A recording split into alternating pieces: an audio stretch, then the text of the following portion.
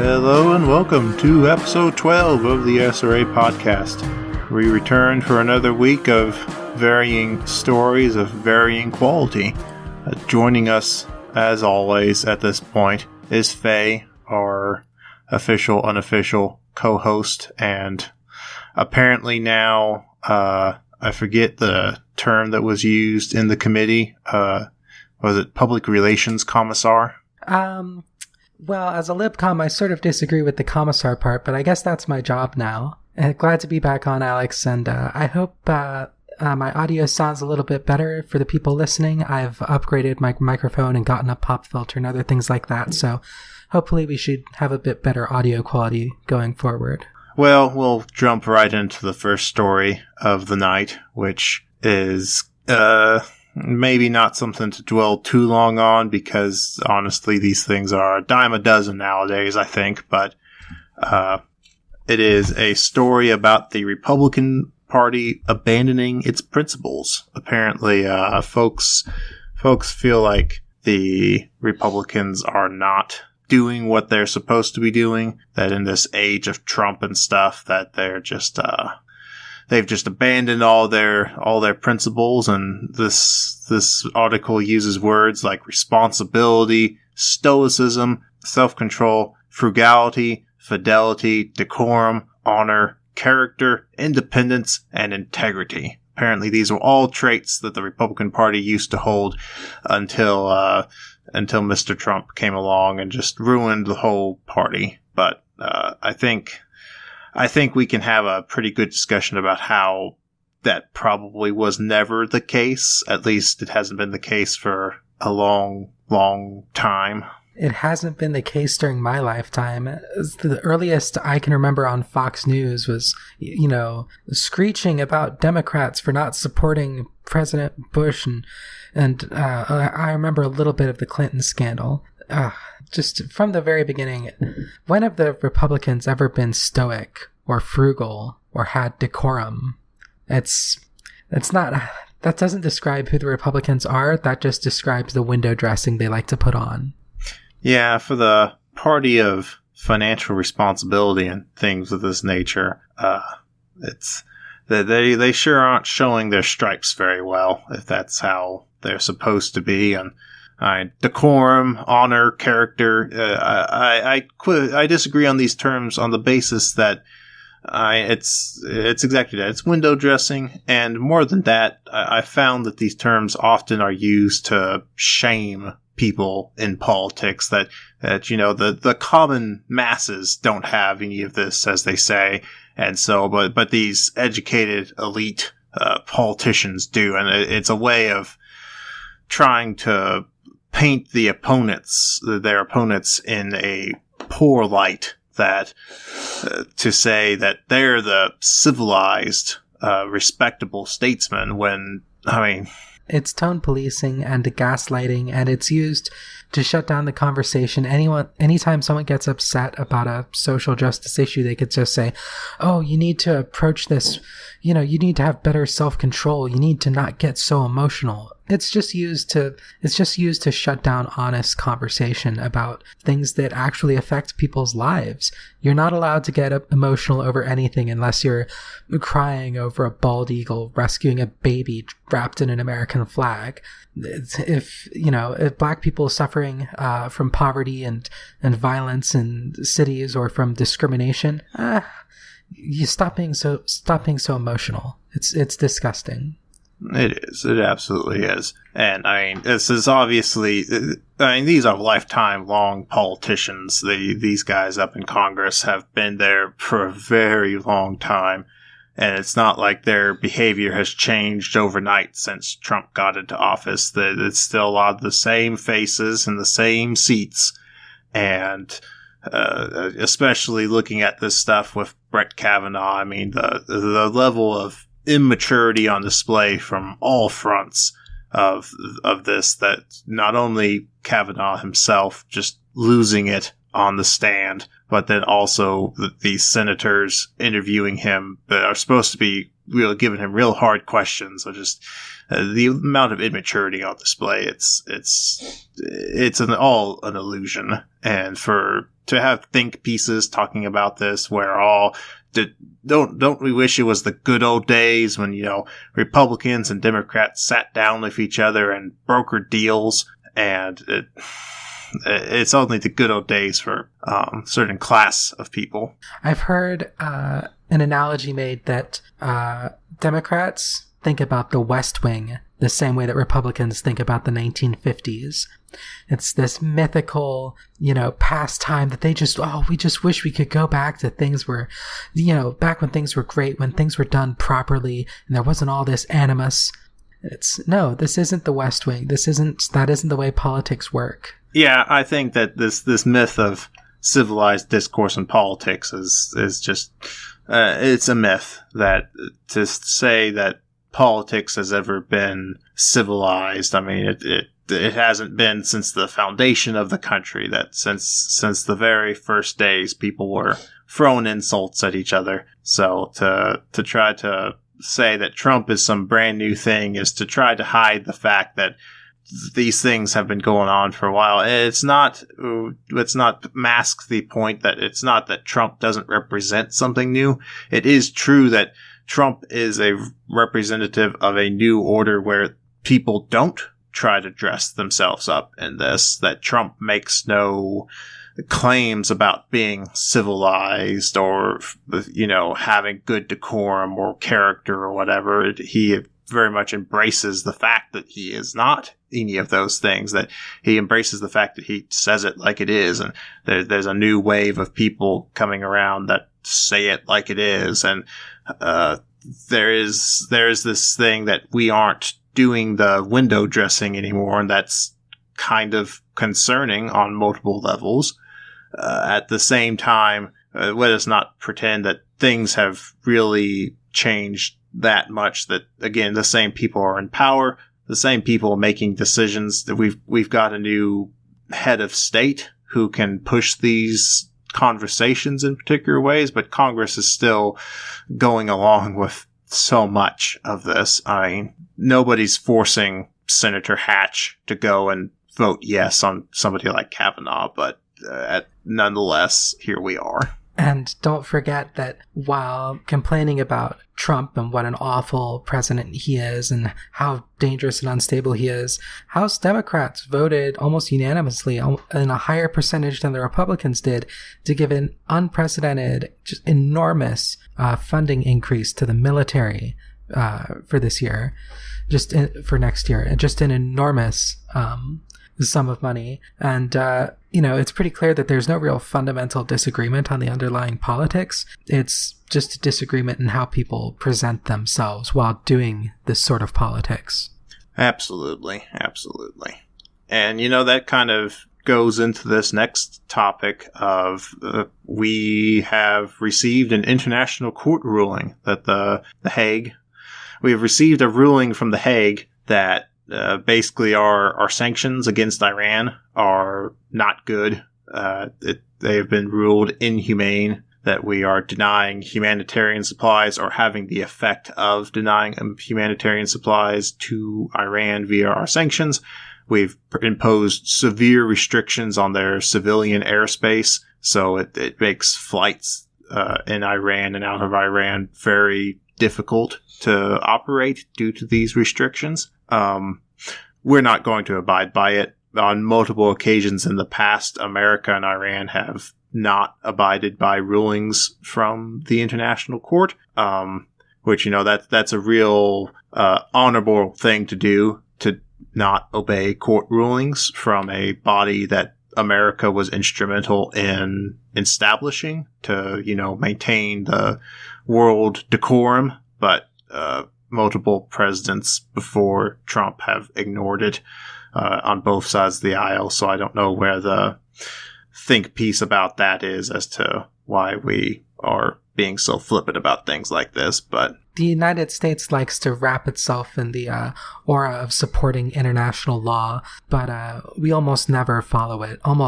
We break international law almost every day. And And it's interesting that the United States has a habit of signing treaties, but then not ratifying them, because the president has the ability to sign a treaty, but then if it doesn't get ratified by Congress, it isn't legally binding. So we get the publicity benefit, the PR benefit of signing a nuclear treaty, or signing an international treaty, environmental treaty or something like that, but then we never ratify it and we never follow through, and nobody can do anything about it because it's the United States, so fuck you.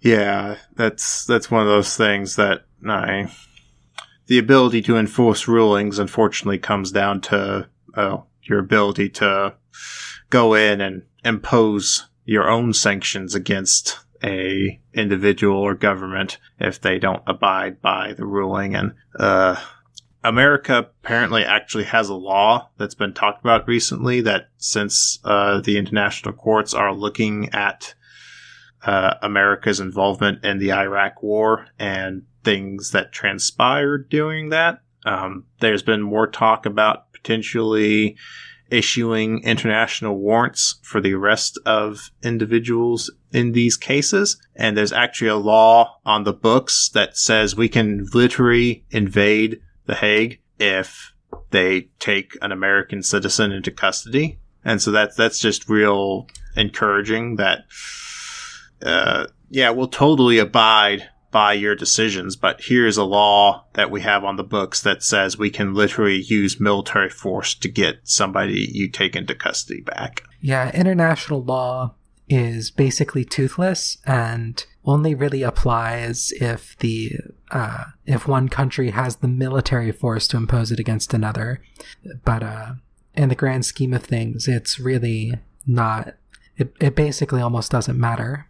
Yeah. Well, speaking of reprimands, though, our favorite other guest on the show, Elon Musk, makes a triumphant return with this week's news that he got sued by the SEC. So, as it turns out, making a weed joke and manipulating the markets with it to impress your girlfriend not looked favorably upon. So we'll have to make a note of that don't do that. Darn, there goes my weekend. So, yes, Mr. Musk, he reached a settlement with the SEC so that, he doesn't get huge, massive fines levied against him, and potentially his entire career swept up from underneath him for a stunt such as this. So the settlement says he has to step down as chairman for 3 years, can't be chairman of Tesla for 3 years. He remains the CEO, though. He will still be the CEO of Tesla and basically will continue in his role as expected.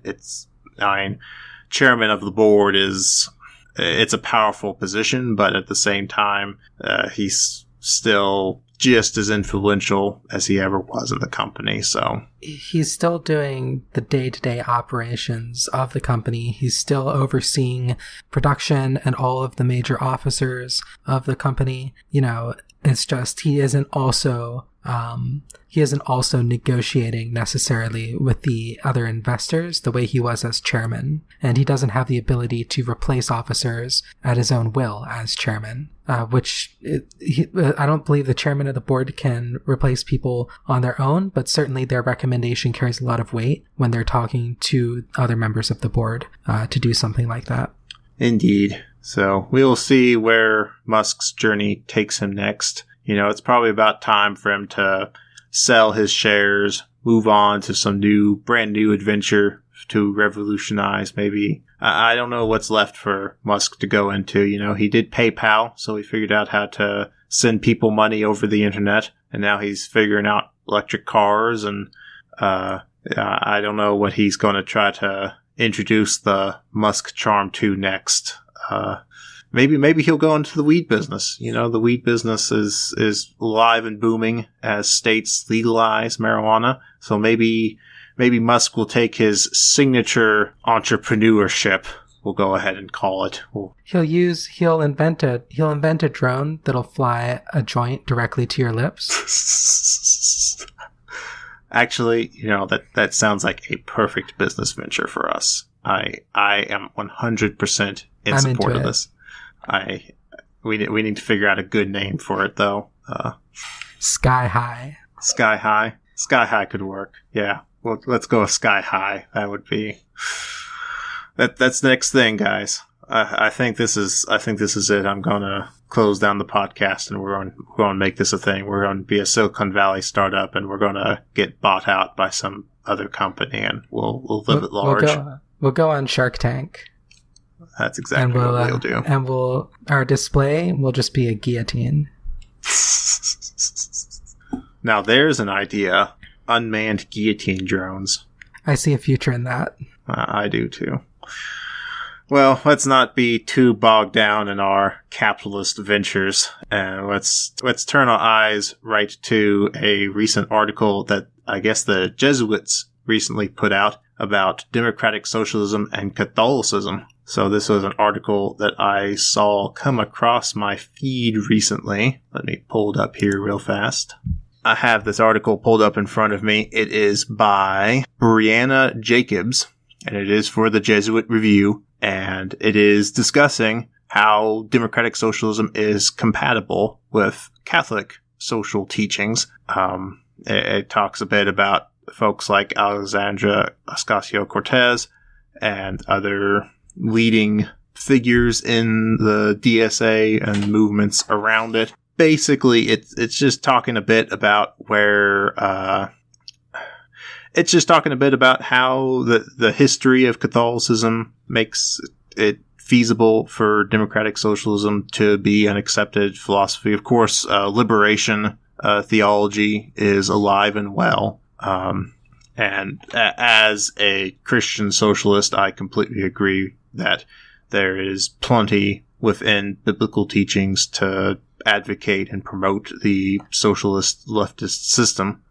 It's fascinating to me, though, to see this in a publication such as this, because I do feel like this is kind of the start of something in America where the American religious community has kind of been forced to look at itself in the mirror with an individual like Donald Trump who doesn't dress himself up in the same cultural trappings as another candidate might.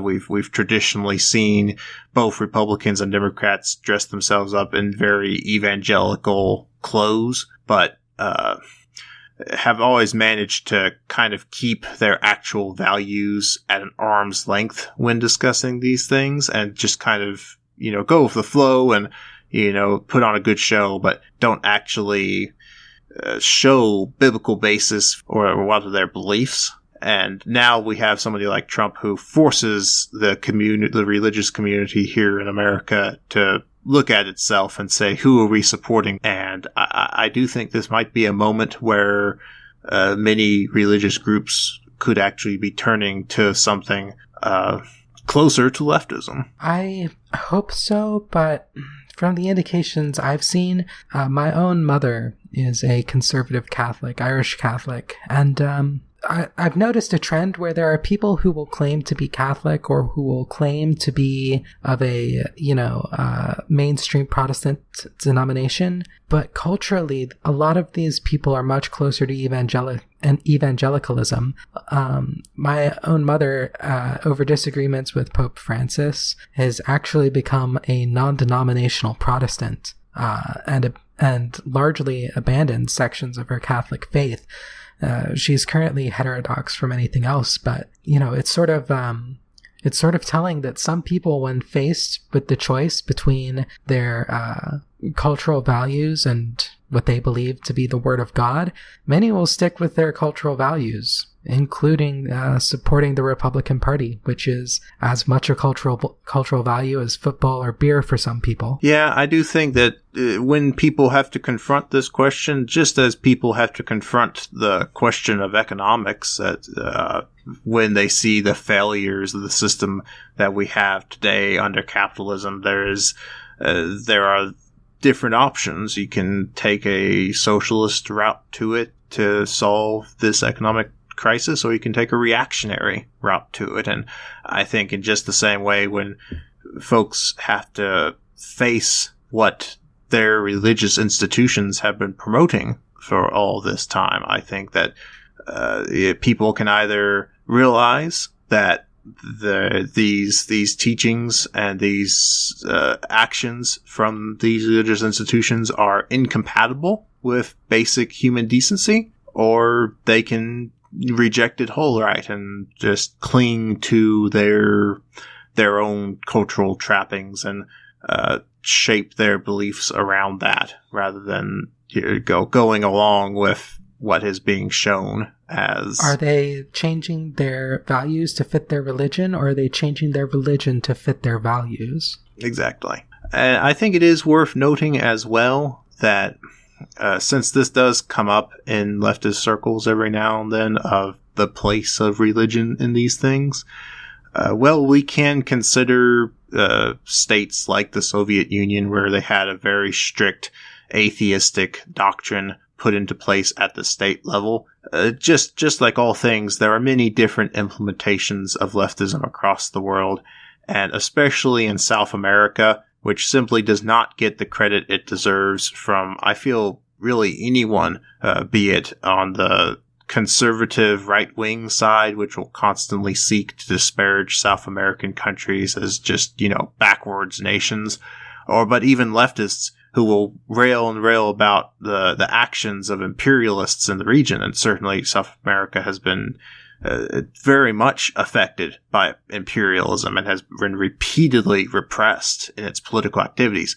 But much of the organizing work in South America, in South American leftist thought, did come with great help from the church, from various religious groups, that there was a very strong presence of liberation theology in South America and continues to this day. And I feel like this isn't given enough credit when discussing these things, because for one reason or the other, people don't want to talk about it, even though plenty of priests and bishops and what have you were very influential in getting workers' rights in South America and promoting the plight of the workers. Although it's worth noting that the larger church structure has often been hostile to liberation theology, particularly in Latin America, where a number of bishops and even, I believe, an archbishop in Brazil were defrocked for beliefs and activism that the Vatican considered just unacceptable and not in line with the Catholic Church's mission. So it hasn't always been as well received. I believe in particular Pope John Paul II was very hostile to it, and Pope Ratzinger as well. Has there been any sort of change in that? As far as I'm aware, yes, because Pope Francis has definitely relaxed these things at the level of the Vatican. Many in the Vatican were concerned because he has had an activist history in Argentina, with kind of a mixed history on that note, but he does have a much better opinion of these things than, say, somebody like Pope John Paul II. He has been more allowing of it. Obviously, his teachings as well have been much more in line with what we'd consider to be progressive politics. He's expressed a lot more, not necessarily leftist ideals, but certainly not the same conservative ideals of his predecessors. Of course, he is still the Pope. You're not going to get too much radical from him, and I feel like this is also a bigger topic of, these huge religious institutions, and the Catholic Church may be the biggest of them all, that just due to its history and how cemented it has been in Western culture for over 1,000 years at this point. I think that also goes to show that when you have an institution like it, where, everyone from the bottom up is selected from the top down, with maybe the exception of the Pope, which is selected by a council at the Vatican. But even that, priests are selected by the bishop. The bishops are selected by the archbishops are selected by the Pope and a Vatican Council, and the Vatican Council selects the Pope. and many of these positions are lifelong positions. It's a very slow, very institutionalized system, and so that can definitely hamper these things. Any sort of theological change, it's very difficult to progress through this system. Nonetheless, I do think that in South America, they've had a really good history, especially with the Jesuits, who are traditionally a more left-leaning group within the church. I think this is kind of a topic that maybe deserves its own dedicated episode one day of discussing politics in the region. Yes, I'd definitely like to talk about the role of liberation theology in Latin America. Hopefully we can do something on that soon. I think that there's a lot of material there. Maybe we could do one of our special Patreon episodes on that. Yeah, I think that would be a good idea. So we'll transition out of that and go to some more local news back here at home in America, that the DSA has been in the news. Not good news, unfortunately. So for those who have not heard, a DSA Louisville chapter was at a diner having a meeting, and I guess that a couple of their members were recognized by some white supremacists in the area. I've heard kind of conflicting stories if it just happened to occur. There was a coincidence. These fascists were walking by and saw them. So from the video I saw, from what I understand, the fascists were walking by and recognized them, or at least recognized, their pins or something, and they started an argument, and there was a video on Twitter of just a few seconds of that argument, maybe 30 seconds or so, and it was very heated. The white supremacists were being very aggressive with their body language, while the DSA people were all pretty much sitting in their chairs. It was an outside sort of patio. And then apparently, from the DSA people's reports, the white supremacists walked off, and then one of them walked back a minute later, held up a cylinder and pepper sprayed several of the people on the patio. One of the DSA members got it full blast, as did the owner of the establishment. A few other people got it on their hands and clothing, but thankfully didn't get it in their eyes. But and then the white supremacists walked off. The police were called, and the police didn't arrest anybody. They didn't detain anybody. They didn't search anybody. In fact, they had a nice little chat with their buddies, the white supremacists. They had a nice little chat, sort of chuckled, laughed it up a bit, and then left. And that was the end of that. Yes, absolutely outrageous situation. That it's incredible to me that this sort of thing can even happen. It's just so blatant as it is that this, it's a truly insane situation when you have the literal owner of this restaurant standing there who has been pepper sprayed, telling the police, I'm the owner of this place. These people just, you can tell, I haven't been around pepper spray. It's not the sort of thing that you just walk into a scene that's been pepper sprayed and you're like, oh, I can't tell anything's happened. I mean, it's pretty strong. That's kind of the whole point of it. And certainly these police, leaves that orange residue on people's clothes. That's very obvious. Absolutely, extremely obvious. And I mean, these police, that's a condition of employment for most police departments, that you got to get sprayed yourself as part of their training. And so there's no excuse here. There's no excuse of ignorance or anything. The police were fully aware of what had happened. Completely aware of what had happened. They were completely aware that, this is an obvious situation where there's no doubt CCTV footage to be had. There's bystanders who can say, here these people were sitting, and unprovoked, these guys come up and start pepper spraying, and there is not even any searching, that the police said there was no grounds for a search. And these are the people who will search your car because you had a brake light out, supposedly. It's almost a meme how easy it is for the police to search you. And they're saying there's no probable cause for a search when people have been assaulted, because that's exactly what this is. This is assault and battery.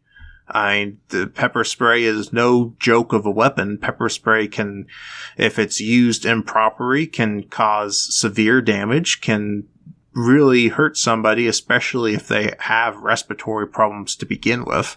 And it's an absolute outrage as to how this could happen. And apparently the restaurant owner, I don't remember if they have a friend who's a lawyer or themselves they have a legal background, but I know they've said that they have a legal expert who can help them with this. And I suspect that somebody's going to see a pretty huge settlement check from the city in the near future. But still, that's no cause to celebrate. This is absolutely outrageous that this can even happen in the first place. Definitely. And, well, you know what they say, all cats are beautiful. But in the aftermath of this incident, it sort of demonstrated how ready and willing the right wing is to attack even the most mildest forms of leftist organizing. I think it's really spooked a lot of people on the left. I believe we've heard from here at the Socialist Rifle Association, I believe we've heard from a number of DSA chapters who are looking for advice for self-defense, even if it's not necessarily firearm related. But people are starting to get concerned just with this incident, with the growing threat of the Proud Boys, with the members of the Rise Above movement, RAM, here in Southern California, where 4 of them were recently arrested over a year later for their actions in Charlottesville, committing assault and battery on dozens of people, including a frocked priest, and not being arrested despite doing it in front of police officers multiple times. The police will not protect you, and unfortunately that's why we have to be around. And if any leftist or if any DSA member, any DSA chapter is interested in learning in ways that they can defend themselves, whether it be with firearms or whether it be through non-lethal self-defense or, even just simple operational security, please reach out to the Socialist Rifle Association and we'll do what we can. We'll get our local chapters in touch with you and we'll talk to you about what you can do to make your organizing safer and more secure against this sort of harassment and attack. Absolutely. Reach out to, if you have a SRA chapter in your area, definitely reach out to them. We don't want to use this as an opportunity to say, come join us. It would be nice if you want to participate in an organization like that and you want to have access to the programs we're getting running up to speed now as to these things. But even so, a lot of people here at the local Wichita DSA aren't members, but we're still willing to talk to them and have them attend meetings and participate in trainings. This is something that leftists in general need, and it's not something we really want to put behind a paywall unless, it's actually incurring expenses on our part. And if for anyone who wants to just do some basic reading, there is actually a chemicals guide on the SRA's website under the education tab. If you go to socialistra.org and go under education, there is a chemicals guide available. And, some people will look at that and say, why would you ever need it if you're not planning to do something illegal? If you're not planning to be a rioter, then why would you ever need that? Well, it's exactly a situation like this why you need it. It's exactly why in that guide it says for unscrupulous individuals. And that's exactly what this is. It's fascists who are coming and just are offended by even the smallest amount of leftist organizing and will react violently to suppress it. And that's exactly why you should be aware of what these chemicals are and what you can do to counteract them. Definitely. Our guide covers specifically OC spray, which is the police version of pepper spray. And it's basically the same thing as civilian pepper spray, but maybe a bit stronger. And it also covers CS gas, which is the most common form of tear gas. So that's a very good resource if you're doing any sort of protest action, or if you're worried about getting pepper sprayed by some random fash. Please go to our website and check that guide out. It's really good information. Well, we'll go ahead and transition into, I guess, the gun part of the show. that we have some news that has come out of Parkland, Florida. So remember, Parkland, Florida is where the Parkland shootings happened. Very tragic situation, and the community is still dealing with its aftermath. Unfortunately, it seems to be dealing with its aftermath in some questionable ways, that the Fort Lauderdale Gun Show has found itself banned in Parkland. That for, I guess, several years now, the gun show has rented a public stadium or a conference area that the city rents out to events such as this. This year, they had their contract denied with the city. The city is refusing to rent the space to the gun show anymore on grounds of the city doesn't want guns or things associated with guns in its city anymore, I guess. So the gun show, the city and the gun show quibbled back and forth for a little while, threw threats around, and now the gun show is making it official by suing the city, stating that its First Amendment rights are being infringed upon, that this is a public space, and that the city has no right to deny them the ability to pay rent and occupy that space just because they are in the business of selling guns. That's an interesting case. First off, I mean, I think it's probably illegal for them to deny them this contract, and not a good idea. But on the other hand, I sort of get the point. Even though I'm pro-gun, if there was a major shooting in my town, I would not be opposed if people didn't want a gun show around, at least for a little while. You know, I think maybe the organizers of this event, you know, knowing that this likely would be an issue, probably could have booked a space in a nearby town, or, you know, had a more limited sort of array of vendors. And certainly we know that this event, if it does happen, is simply going to be full of right-wing trolls.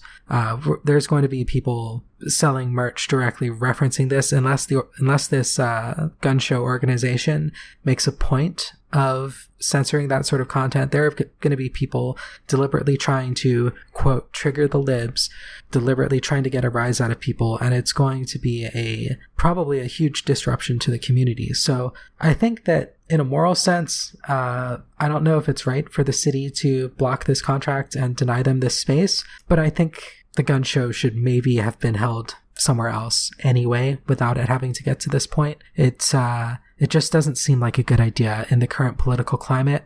Nothing good will come of it. I don't even expect that they would do all that much business necessarily.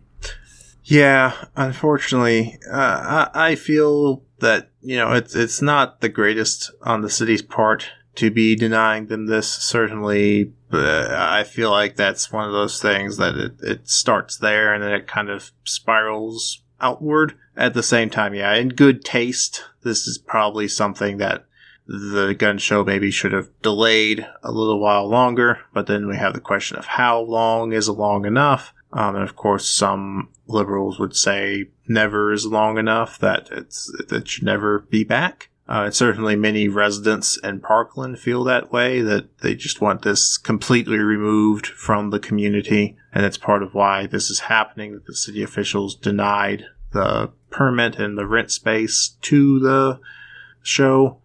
At the same time, yes, there would definitely be trolls there that just want to get a rise out of people, and that would not be good for anyone. So we'll see how it goes. I'm sure this gun show will find new places to rent out and new places to hold its events. Yeah, I do think they have a good legal case. I do think unless they can claim some sort of zoning or local, regulation, it's probably pretty likely that this will get to a lower circuit federal court and immediately just be decided in favor of the gun show. I wouldn't expect this to get too far into the court system. So, yeah, I guess this fight was started, whoever you want to assign the blame to, and it's going to go to the logical conclusion. So we'll see what happens in a few months. That we will. Well, we can talk about also a bit more serious of a problem than a gun show having issues getting building to operate in, that some news has come up again about the gun smuggling problem that America has. So for those who are unaware, I believe it's the ATF estimates that over 200,000 guns are purchased in America every year with the intent of crossing the border and going into Central and South America, Mexico, and places along the purchased with the intention of going into Mexico and Central and South America and to the various countries that are not experiencing good times right now. We'll go ahead and say that places like Honduras and Nicaragua that have been plagued with systematic violence, often caused by, frequent interventions from outside countries, particularly their large neighbor to the north. These countries just are absolutely plagued with violence. There's some of the worst violence in the world is found in Central America, especially from the drug cartels that purchase these weapons and distribute them to lower level members in the cartels that do petty crime and violence to get by.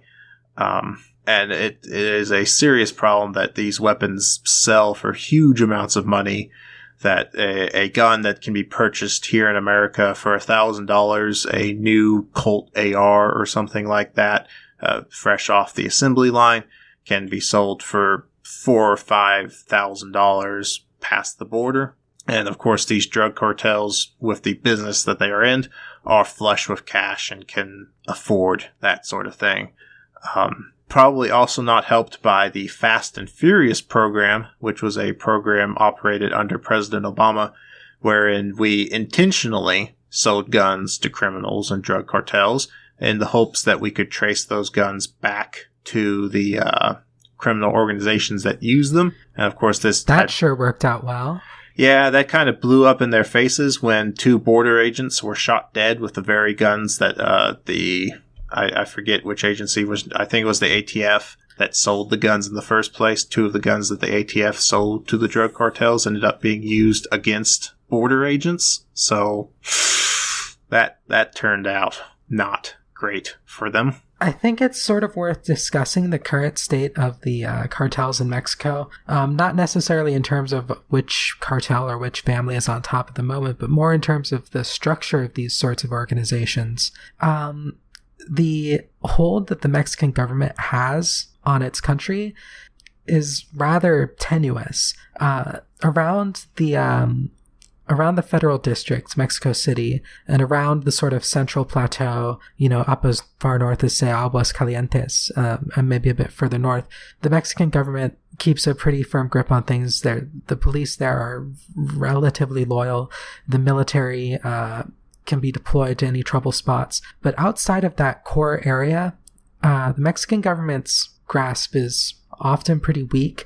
Obviously, there's the Chiapas region, which has been in revolution by the Zapatistas, Ejército Zapatista de Liberación something. The Zapatistas have been having an indigenous revolutionary region in southern Mexico for quite some time. The rule of law in the state of Oaxaca is quite weak.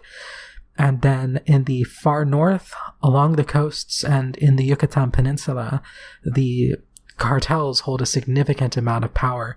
Just recently in Acapulco, Mexico, in the southeast, the entire municipal police department of Acapulco was forcibly disarmed by the Mexican army. They confiscated all of their weapons, including sidearms, because the police had been so thoroughly infiltrated by the local cartel that they were essentially an official part of the cartel organization.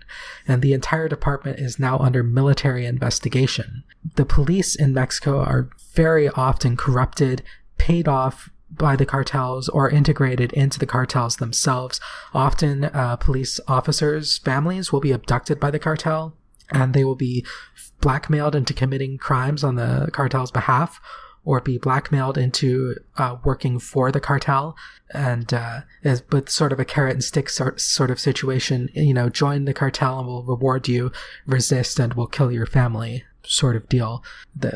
Mexico is a very, very rough place to live. But because of this breakdown of law and order, this complete lack of rule of law, many parts of Mexico have recently sprung up with groups that they call autodefensas, self-defense groups. And these are essentially local militias of armed men that drive around and will engage in open gunfights with the cartels to drive them out of their towns, to drive them out of their fields, to sort of try to assert a form of local control and local rule, which may nominally be part of the, nominally be under the jurisdiction of the Mexican government, but is actually under the control of the local militia, which might sound great from a leftist perspective, except that these are very often not leftist people who engage in these, who are members of these autodefensas. Several of these groups have turned into cartels themselves. Some of them have joined rival cartels.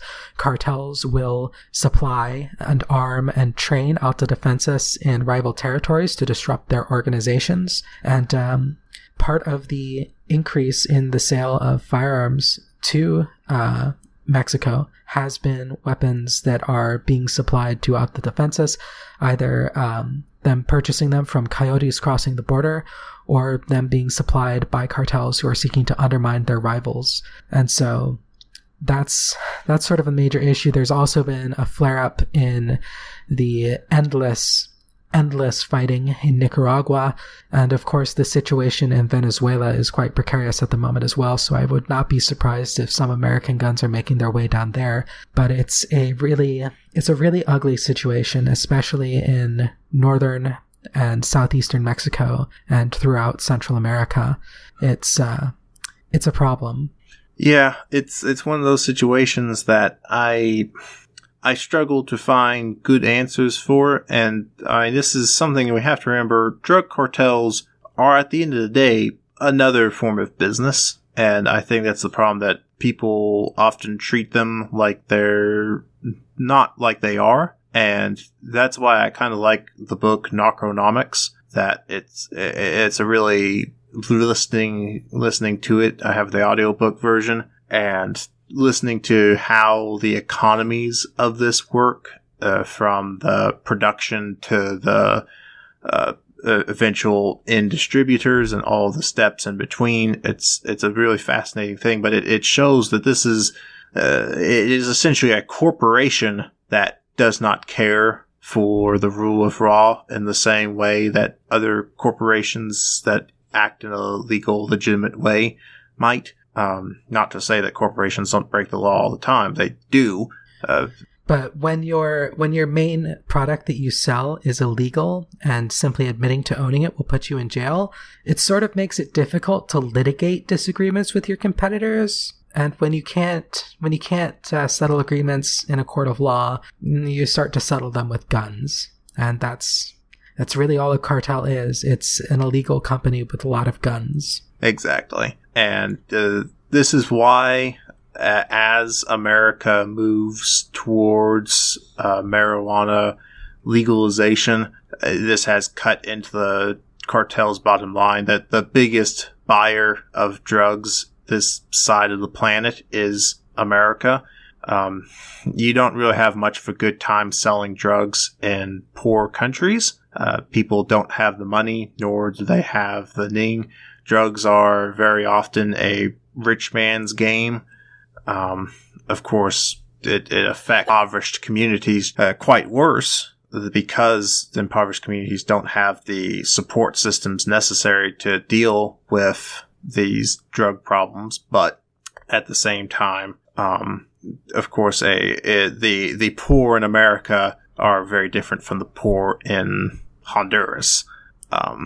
So the poor in America have a lot more disposable income to put towards drugs than poor people in Mexico or Nicaragua. And although weed, the trade of marijuana between Mexico and America has decreased significantly, no one wants to buy those crappy bricks of Mexican weed that's dried out and full of seeds.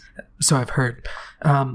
although the trade of marijuana has declined, apparently the trade and the flow of cocaine crossing the border has increased in recent years. And I can certainly tell you from various parties that I've been to in LA that there are quite a lot of people in this country doing blow at the moment. And that's apparently the prices are lower than they were back in the 80s. And it sounds like the cocaine sort of trade is kicking back into high gear.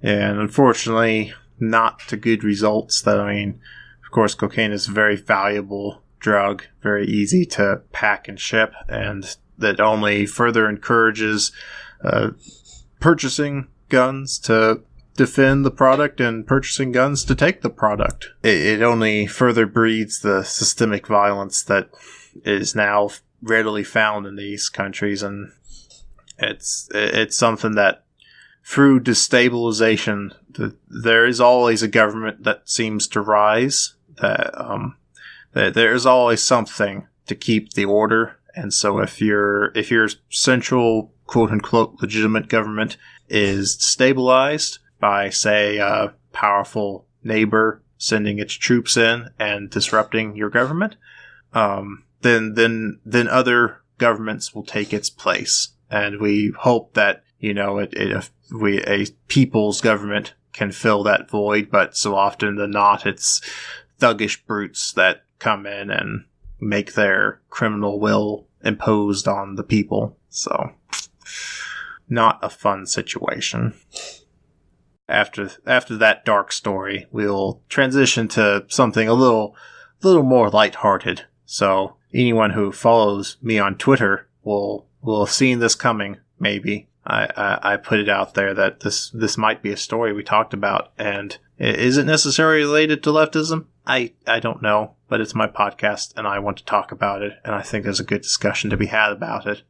That I was reading an article recently about screen time for children. And so people may be aware that I myself have a child, and so I am interested in what is best for my child. And I was reading an article on CNN about how screen time might actually not be that bad. So of course the cliche has been that, TV is bad for you. Why are you watching TV all the time? TV rots your brain, whatever. And apparently science is now saying maybe not. And this is one of those things it's really hard to control for as to how these things, of course, TV usage goes up in poor communities. So when you're testing the results of a child, how do you make sure that that's being reflected accurately? But this study is interesting because it does take some of that into account, and it takes some other arguments into account about the socialization aspect of watching TV, watching shows, that apparently children actually do better with their classmates when they have a bonding experience such as TV to relate to. Definitely, and there's been a few studies back and forth, and a great many of those studies have said that, screen time, watching television or playing with phones is bad for children. And then obviously this one contradicts that. So I sort of have to wonder, what are the metrics that they use to determine whether or not something is good? And is it really measuring, an objective harm or benefit to the child? Or is it simply measuring changes in the traits that we consider valuable in a child? And whether those necessarily correlate to a healthier individual human being? Yeah, it's one of those things that, an increase in creativity, as much as people like to claim that they're in favor of, more creative individuals. It comes down to the fact that being a creator in society is a very limited role, and oftentimes mocked because it isn't a well-paying career. It's very much a rock star economy, that you have a lot of people who don't ever make it and live in poverty. And then you have just a couple individuals that, make it big. And as such, people mock that and say, why don't you go get a real job? And, one can argue about the benefits of a human brain expressing their creativity all day long versus somebody sitting in an office doing a real job, but also boring themselves to death, sometimes literally. Definitely. We sort of have to question what we value more. Do we value economic productivity, or do we value a person's, internal life and their internal esteem? I know which way I lean on that, but I do think it's worth asking the question, what do we want to encourage more of, and how does television interact with that? Definitely. I also find it the social aspect of that interesting, that this study was saying that there's a correlation to people, children being able to, better socialize with their friends because they know similar stories and whatever the shows they see on TV. And so they're able at a young age to better relate to their fellow classmates. And it's interesting then that for a child that maybe isn't interested in this, just naturally is not interested in television shows, how that relates to socialization, that these creative shows have become so prevalent in our society that it's almost becomes a requirement to participate in society, to have watched these shows. I definitely felt locked out for a while back when Lost was on the air, and I didn't care about it. So it made some conversations extremely boring to listen to. Yeah, I could never get into Lost. It lost me. See what I did there? Oh no. The best. This is the Alex Yumba pun hour, and that's all it's ever going to be. So, moving right along from that, we will transition into kind of the final story of the night. But before we do, dear listener, I have a message for you. I don't do sponsorships, as people are aware. Nobody wants to sponsor me anyways. So in the meantime, the show is brought to you by listeners like you and charitable contributions from the George Soros Foundation. This show is made very possible by those Soros bucks. But unfortunately, the Soros checks keep bouncing. My bank does not want to accept the Soros checks. Perhaps George Soros has bankrupted himself, supporting all of these millions and millions of Hillary Clinton voters and leftists and Antifa super soldiers. I mean, it's a very expensive endeavor financing this much. So maybe he just doesn't have the money anymore because those checks just, they don't cash. The bank won't let me cash them anymore. So in the meantime, I must rely on contributions from listeners like you, that you can go to patreon.com/socialistra podcast. And if you feel so inclined, you can toss me $5 a month to continue creating these episodes. It is very appreciated, and I hate shilling myself on air, but alas, this is my chosen profession. So, I probably shouldn't complain too much about getting paid to talk into a microphone at night once a week. So, but that is actually a stretch goal. If I ever get there, I think it's like $1,000 or $2,000. I have it set out that I'll start doing 2 episodes a week. So if you want to have this twice a week with just even more relevant news stories, then definitely can start chipping in to get to that point. I'm going to start sending all of my rent money to you instead of to Scott. Yes. That maybe if I can take your rent money, I can pay my rent. That Scott charges me so much, but we cannot. That's what communism is all about. It is. But let us not speak ill of glorious leader Scott and his revolutionary works on landlordism. And for people who don't get the meme, because lest I invoke Poe's law here and somebody doesn't get the joke, it's a joke.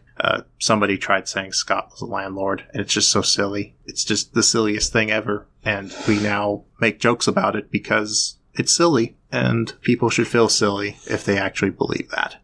Don't believe everything you hear on the internet, people. Do your research. Do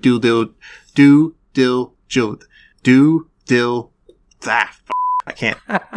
Leave that in. Do your due diligence and don't believe everything you read on Facebook. Yes. Or in the news, for that matter. And if you can hear that in the background, that's my cats fighting for dominance, apparently. So, yes. Don't just read the headlines, people. Read the article, and then read another article. Don't even trust me. Go read articles about this. I put it in the show notes. Do your research. Research is important. Research is something we can all do. And that's your now you know moment. Anyways, frugal billionaires and millionaires, and probably soon trillionaires, because compound interest says that we're supposed to have the first trillionaire in like a couple decades, if that. But Jeff Bezos is already well on his way to being a trillionaire. It's probably going to happen sooner than later. This begins a discussion about Jeff Bezos and Amazon, but let us discuss this article discussing frugal billionaires and how Bill Gates wears a $10 watch.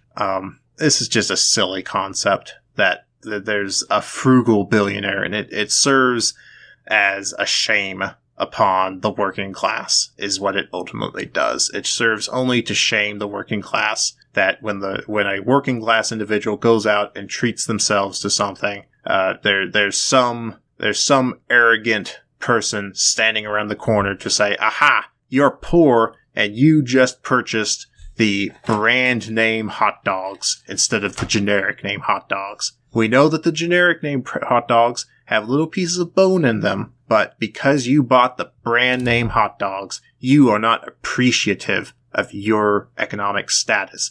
And look here, Bill Gates is walking down the street right now, and what do you see on his wrist? He's got a $10 watch on his wrist. And if a man with billions of dollars can be frugal enough to buy a $10 watch when he could buy so much more, then why are you buying the brand name hot dogs? And I harp on that because I've actually seen this in stores before. People harp on this. It's stupid. You know, if wearing a $10 watch make you a billionaire, well, I don't wear any watch. I should be a trillionaire any day now. When do I get to have my own rocket company? Or your own cryo-freezing company, as some of these people have started to do. And exactly that. The rich, yes, the rich spend their money differently. There is no argument about this. The rich don't spend their money on the same thing poor people spend their money on, because the rich don't need to. Things poor people spend their money on, things that working class individuals spend their money on, is often to obtain some satisfaction from their abysmal jobs, making even now that Amazon has raised their wages to $15 an hour, or they will soon. It'll be taking effect, I believe, in November, and it doesn't apply to everyone, which we'll get to here in a second. Even at $15 an hour, that's about $32,000 a year. If you have a family, if you are like me and have a family to support, that's still just barely getting by. And so any extra spending is a moment of satisfaction, of obtaining some joy in your life, of getting some kind of material feedback. And for these people to sit there and say, well, but these billionaires, they're frugal. And you know what? That's why they're billionaires, that they spend their money wisely. Well, guess what? Jeff Bezos has a spaceship company. Spaceships are cool. I like space. I think space is the final frontier, and we need to get out to space and start colonizing other planets. But he's not doing it for the betterment of mankind. He's doing it because him and his rich buddies want to go to space, and they have the money to go to space. So meanwhile, we're stuck on the hell world. And so even as this planet burns to the ground, the rich are going to get to hop in their spaceship and fly away, and then die on Mars when they realize they don't have the basic survival skills. If you think surviving the apocalypse is going to be hard, try surviving on a planet hostile to human life. But it's the rich spend their money on plenty of stupid things. We mentioned last episode Peter Thiel. He runs a vampire business. They leech the blood from literal youths, and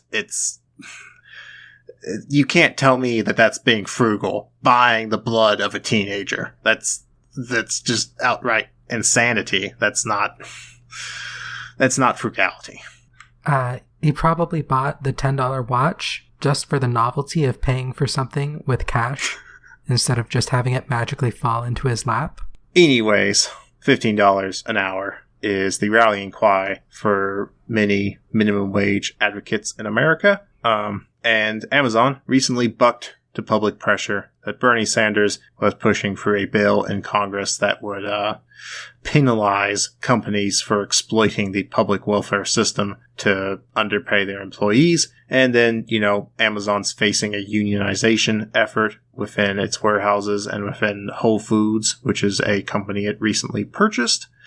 So it's going to expand it's $15 an hour for all full-time, part-time, seasonal, and temporary laborers. This does not include 1099 contractors, apparently, though, which is very unfortunate.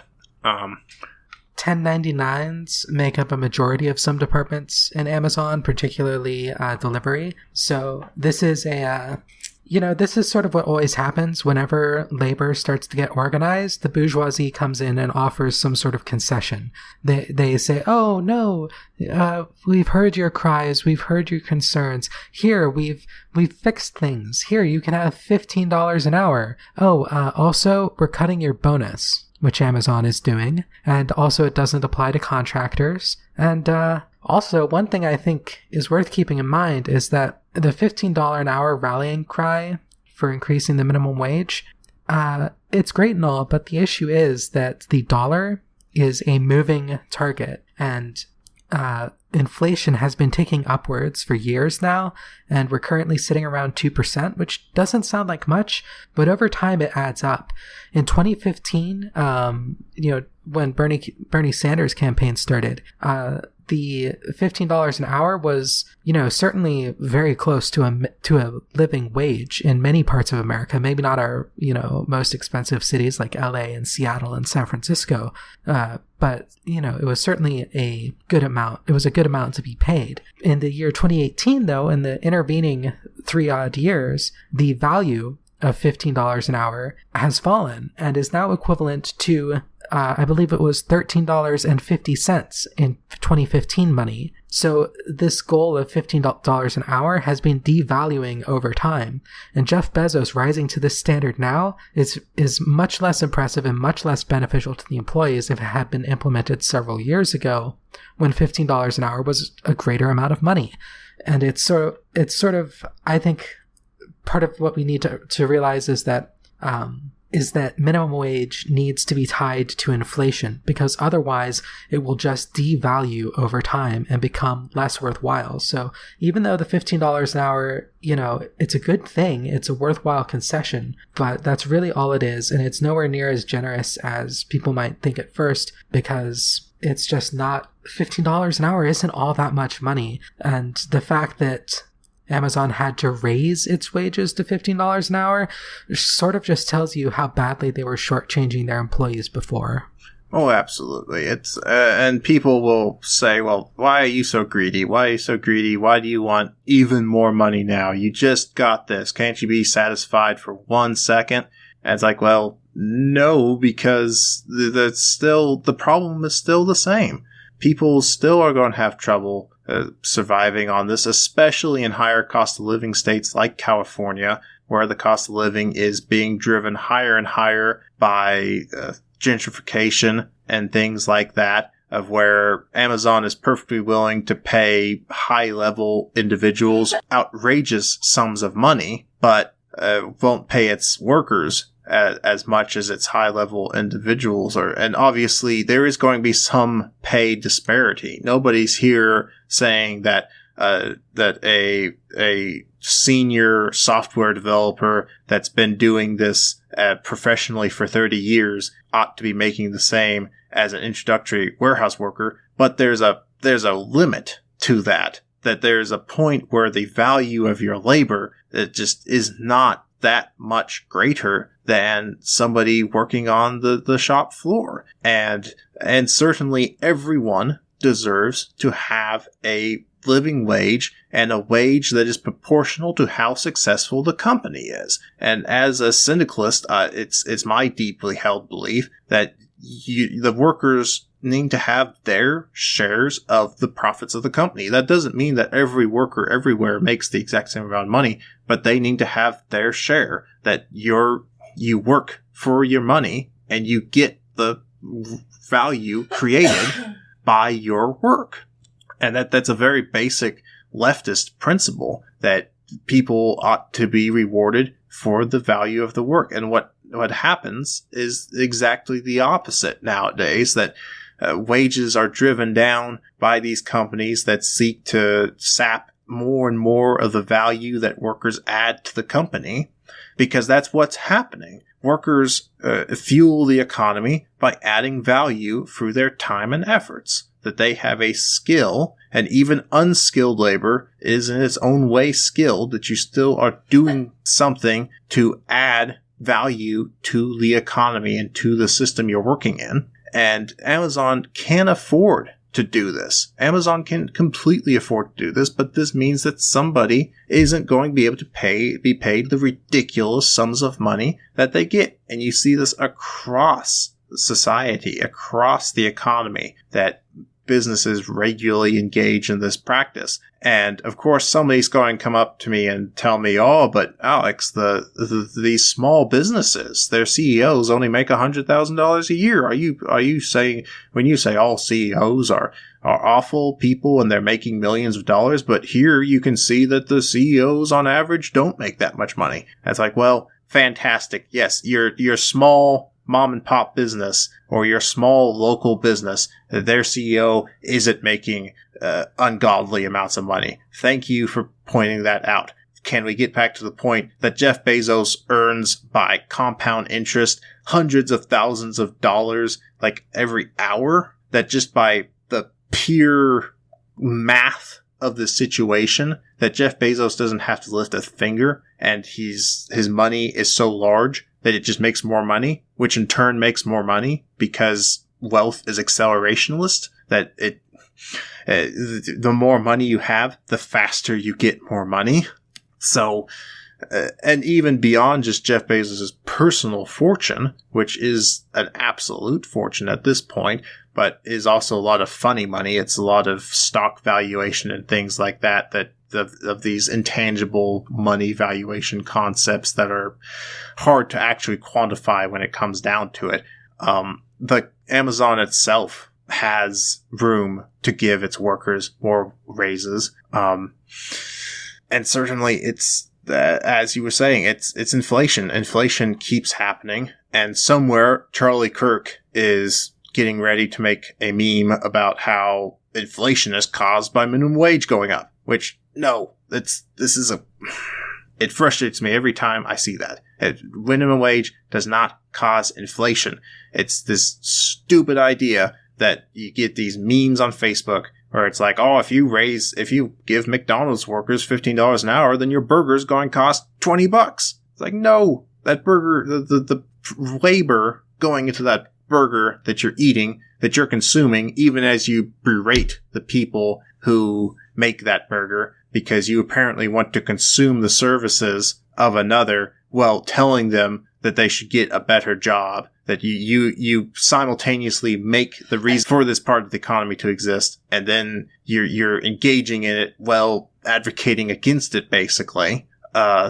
First of all, get that in order. And then second of all, labor is not 100% of what's going into that burger. So even if it's just, it's frustrating to me. It's absolutely frustrating. This has been the Angry Syndicalist Hours with your host, Alex Humba.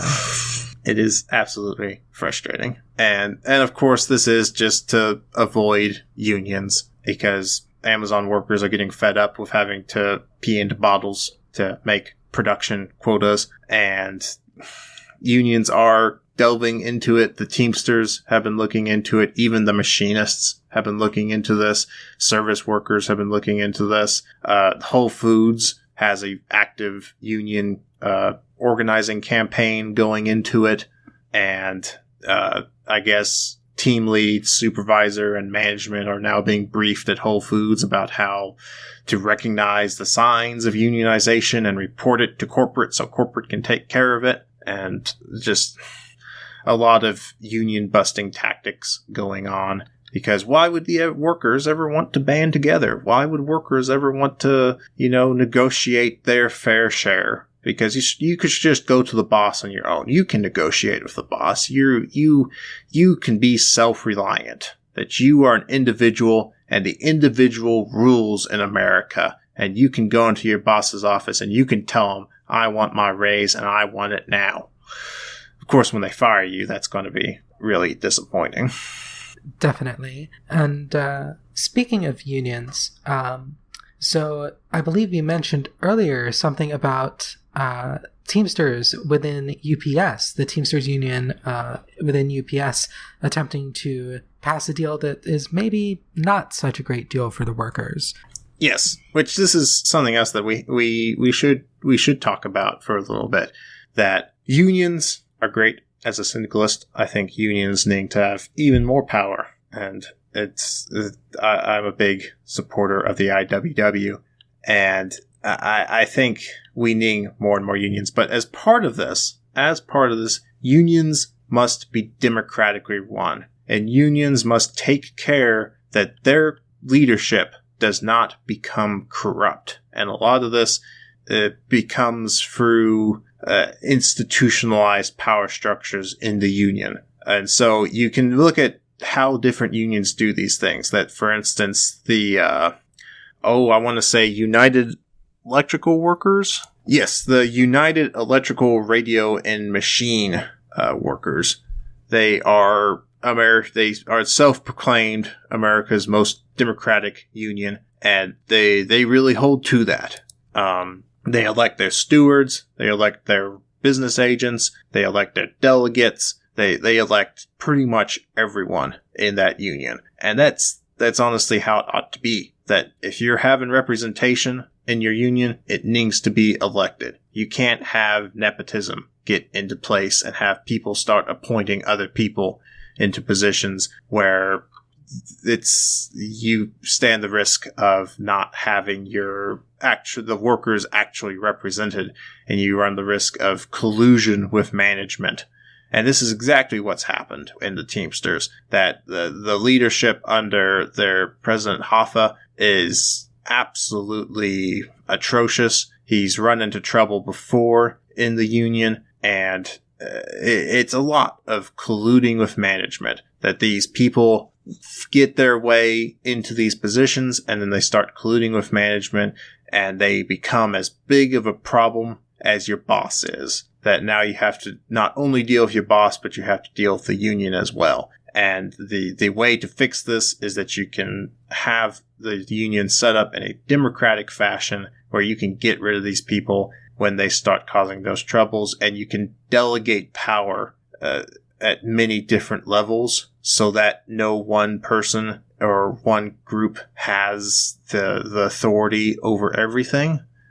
And in this case, the negotiating team of the Teamsters has allowed for UPS to negotiate a 2-tier system to where they'll have 2 tiers of drivers. They aren't negotiating good starting wages. Their starting wages are still $13 an hour, which is a real problem when you're trying to organize new workplaces into your union. How can you convince them of it when, if you want to go organize Amazon, how can you convince them that you're a good deal for the workers when you can't even negotiate wages higher than what Amazon's offering now? So, and for a company like UPS is a hugely profitable company. They turned $3 billion in profits last year. They are an extremely successful company, and those profits can and should be passed down to the workers.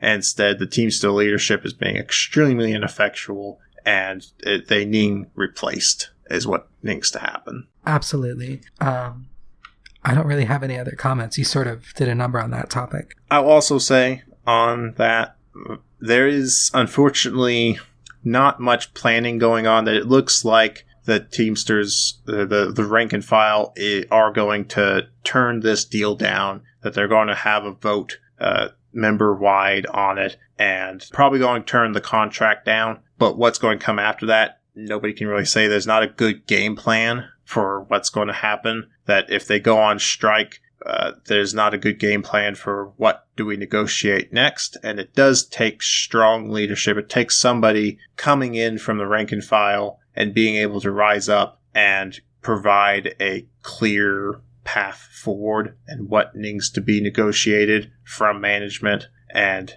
unfortunately, that sort of lack of planning is often a negotiating tactic in of itself. By not planning for an alternative outcome, by not planning for a no vote, it's almost a threat to the membership. Vote our way, or we will throw the organization into chaos. And I think it's sort of similar to what happened with Brexit in the UK, where it was sort of, if you go through with this Brexit deal, who knows what's going to happen? No one has any idea. No one has any plan. So definitely vote against it. And then when it passed, leadership is caught with its pants down and doesn't know what they're doing. So that might be the outcome with the Teamsters Union, or maybe they do have a plan and they're just not talking about it. But I definitely do think that if the members of the Teamsters Union, if UPS employees want to get a better deal out of this, it's going to have to come from the rank and file. It's going to have to come from bottom-up organizing. There's going to have to likely be wildcat strikes. There's going to have to be confrontations with union and company leadership in order to make progress on wages and other issues, because it's pretty clear that the leadership of the Teamsters Union is not willing to go to bat for their members, which is a real shame. And that's, do it the IWW style, okay? Do a, it's not always the ideal structure, but I think a lot more workplaces need to try organize from the bottom up, democratic control, industrial union within your workplace, within your company, so that you don't have this larger national leadership drawing from multiple places across the country that tends to centralize power. Do it the democratic way and avoid this sort of union corruption that you get with the Teamsters, because they are not doing their job.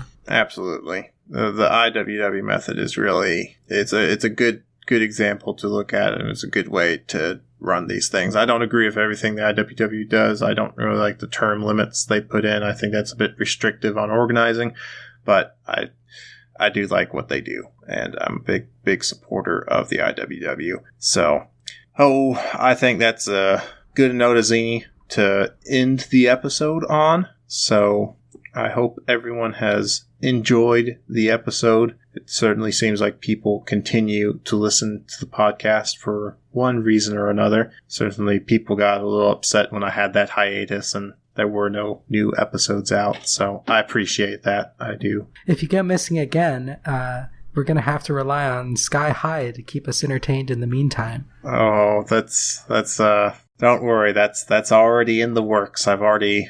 While we were recording this, I made some calls to the investors, and I think I already have a business plan, and we're going to go public already in the initial phase for $4.20 a stock. Fantastic. So until we take that business venture online and become filthy capitalists ourselves, listeners, remember to seize the means of production. Solidarity forever.